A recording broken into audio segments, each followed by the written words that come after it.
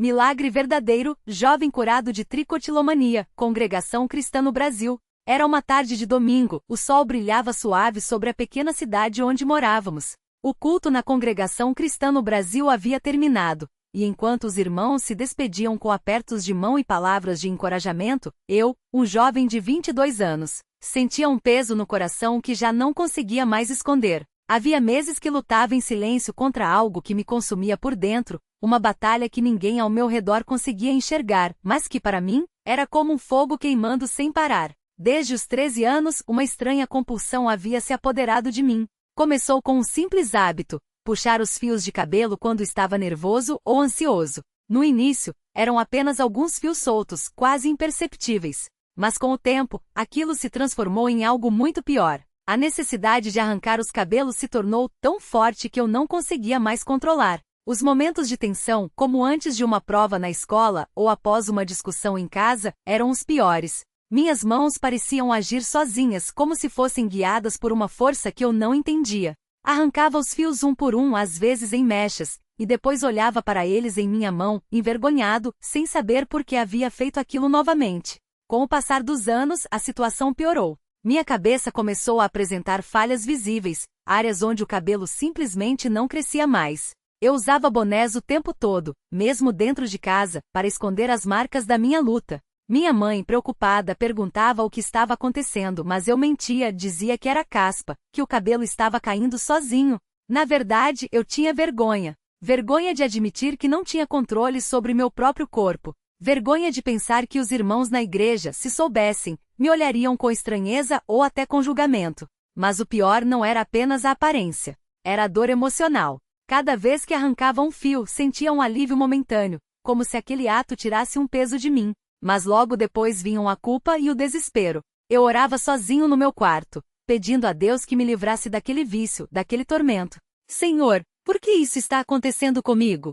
Por que não consigo parar? As lágrimas molhavam meu travesseiro enquanto eu suplicava por libertação.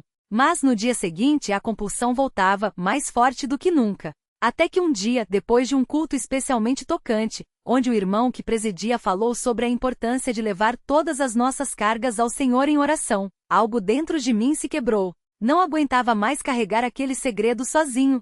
Precisava de ajuda. Precisava que os irmãos orassem por mim. Mas como contar? Como admitir algo tão vergonhoso? Foi então que, tremendo, procurei o irmão mais velho da congregação, um homem de fé simples, mas profunda, que sempre tinha uma palavra de consolo para todos. Com a voz embargada, contei-lhe tudo. Ele me olhou com olhos cheios de compaixão, sem nenhum sinal de julgamento. Meu filho, ele disse, colocando a mão no meu ombro, isso não é uma luta sua sozinha.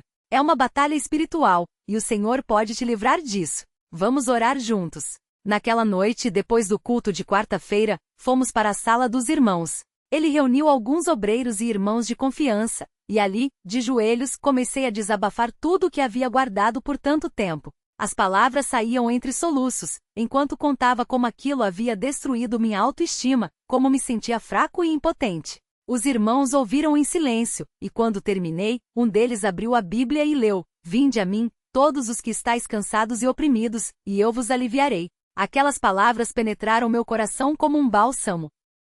Começamos a orar. Não foi uma oração curta ou superficial. Foram minutos, talvez horas, de súplicas intensas, onde cada irmão clamava a Deus em meu favor. Eu senti as mãos deles sobre minha cabeça, e uma paz estranha começou a me invadir, como se uma carga pesada estivesse sendo tirada de mim. Em certo momento, um dos irmãos disse com firmeza: "Em nome de Jesus, quebra-se esse jugo.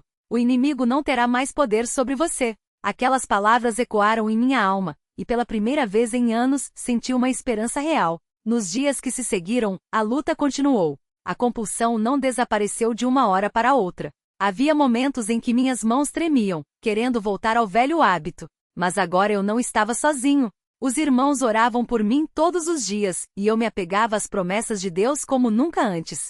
Toda vez que a tentação vinha, eu fechava os olhos e clamava: "Senhor, me ajuda. Não deixe que eu caia." E pouco a pouco, a força daquele desejo maligno foi diminuindo. Uma noite, cerca de 3 semanas depois daquela oração coletiva, tive um sonho.